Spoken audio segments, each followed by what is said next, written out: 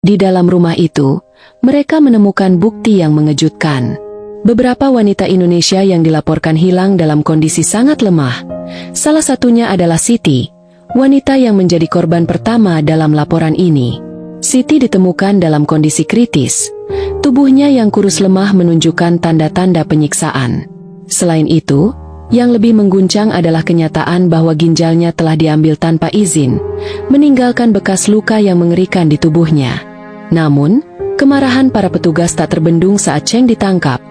Ia dipukuli habis-habisan oleh beberapa anggota yang tak bisa menahan emosi. Wajahnya lebam, darah mengalir dari pelipisnya. Cheng akhirnya diborgol dan diseret keluar villa dengan muka berlumuran darah. Setelah penangkapan Cheng, polisi Indonesia dan Interpol terus mengungkap lebih banyak kasus. Para korban yang berhasil diselamatkan mulai memberikan kesaksian mengenai apa yang mereka alami selama berada di Kamboja. Mereka menceritakan bagaimana mereka dijanjikan pekerjaan layak, namun kenyataannya mereka dipaksa untuk melayani pria-pria asing, disiksa, dan akhirnya organ tubuh mereka diambil. Kasus ini menjadi sorotan internasional, mengungkap betapa besarnya ancaman jaringan perdagangan manusia yang melibatkan banyak negara. Jaringan yang selama ini beroperasi secara tertutup dan tak terjamah akhirnya berhasil dihancurkan, berkat kerja keras polisi Indonesia, Interpol, dan para korban yang akhirnya mendapatkan keadilan. Namun, meski Cheng dan beberapa kaki tangannya telah ditangkap, masih ada banyak yang harus diperjuangkan. Perdagangan manusia dan organ tubuh adalah masalah yang jauh lebih besar daripada yang pernah diperkirakan.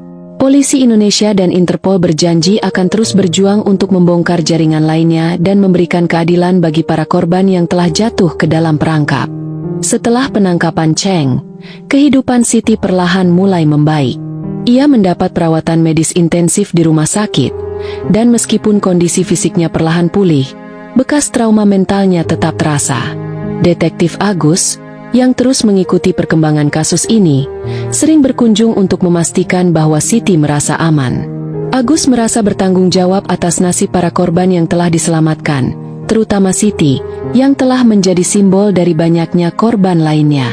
Namun, meskipun Cheng telah ditangkap, jejak-jejak jaringan perdagangan ini masih tersebar di berbagai negara. Agus dan timnya tahu bahwa mereka belum menang sepenuhnya. Banyak anggota jaringan lainnya yang masih bebas, dan banyak korban lain yang masih terjebak di luar sana di Kamboja.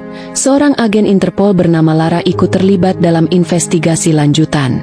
Lara adalah seorang wanita yang sudah berpengalaman dalam menangani kasus perdagangan manusia. Ia juga bekerja sama dengan polisi Indonesia untuk memetakan lebih lanjut jaringan yang belum terbongkar.